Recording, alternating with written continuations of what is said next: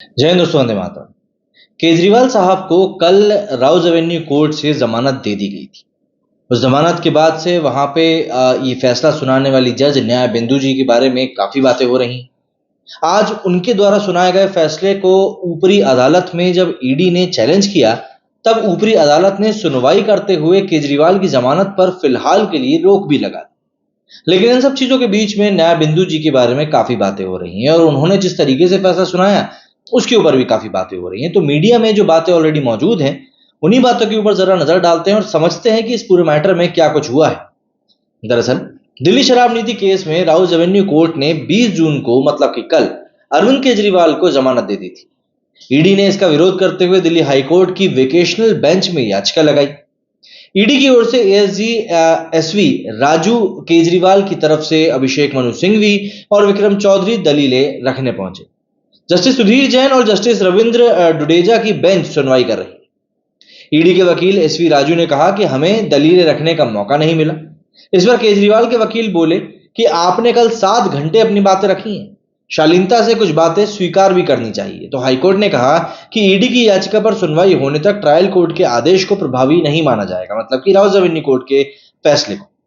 मतलब हाईकोर्ट का जब तक फैसला नहीं आ जाता तब तक केजरीवाल जेल में ही रहेंगे। दरअसल दिल्ली के मुख्यमंत्री अरविंद केजरीवाल को अभी फिलहाल जमानत नहीं मिल रही है और आज हाईकोर्ट की तरफ से भी ये बात आ गई कि आज फिलहाल तो केजरीवाल को जमानत नहीं मिल रही। दिल्ली के मुख्यमंत्री अरविंद केजरीवाल को गुरुवार की शाम राउज एवेन्यू कोर्ट के विशेष न्यायाधीश न्याय बिंदु जी ने जमानत दे दी थी। कोर्ट का आदेश शुक्रवार 21 जून को अपलोड किया गया। निचली अदालत ने ईडी द्वारा केजरीवाल की गिरफ्तारी को दुर्भावनापूर्ण बताया और दोनों पक्षों द्वारा प्रस्तुत दस्तावेजों को पढ़े बिना ही जमानत भी दे दी। जमानत के आदेश के खिलाफ प्रवर्तन निदेशालय, मतलब कि ईडी, ने हाई कोर्ट का रुख किया। जज ने अपने फैसले में कहा कि इस समय हजारों पन्नों के दस्तावेजों को देखना संभव नहीं है। न्यायबंधु जी ने ये बात कही।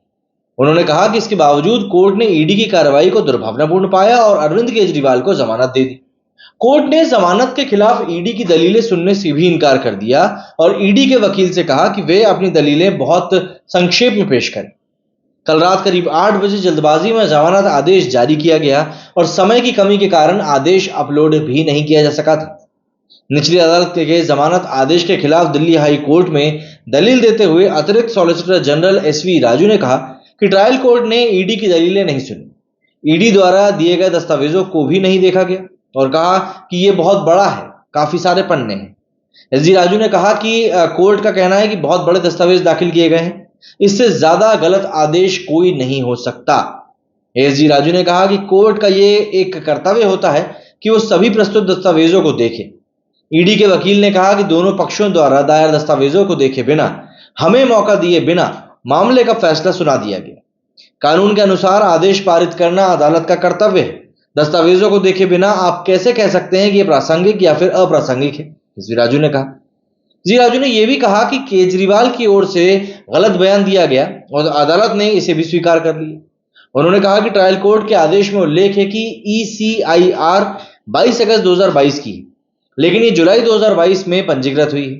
राजू ने तर्क दिया कि यदि आप दस्तावेजों पर गौर करते हैं तो आपको पता चल जाता है कि ECIR अगस्त में पंजीकृत हुई है, इसलिए जुलाई में सामग्री उपलब्ध होने का कोई सवाल ही नहीं होता।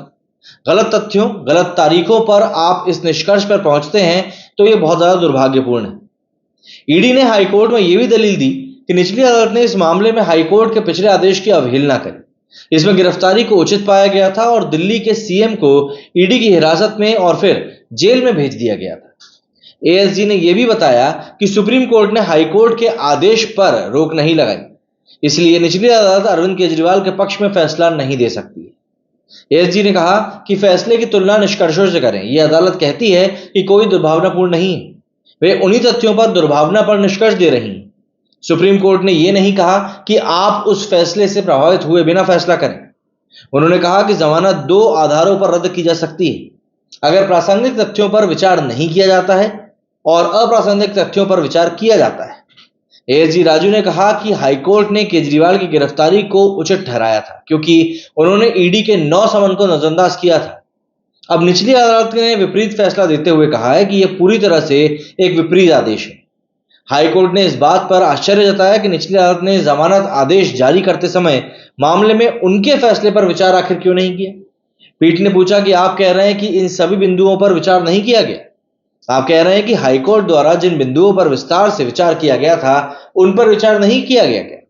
हाईकोर्ट के न्यायमूर्ति सुधीर कुमार जैन और न्यायमूर्ति रविंद्र डडेजा की अवकाश पीठ ने वेकेशनल बेंच ने केजरीवाल की जेल से रिहाई पर फिलहाल के लिए रोक लगा दी। इसके बाद जमानत के खिलाफ ईडी की याचिका पर तत्काल सुनवाई करने के लिए सहमति जताई थी। ईडी का कहना है कि अदालत ने बिना सुनवाई किए और एजेंसी द्वारा प्रस्तुत दस्तावेजों को पढ़े बिना ही केजरीवाल को जमानत दे दी और इसीलिए जस्टिस न्याय बिंदु जी के बारे में इस समय सोशल मीडिया पर इतनी बातें चल रही हैं।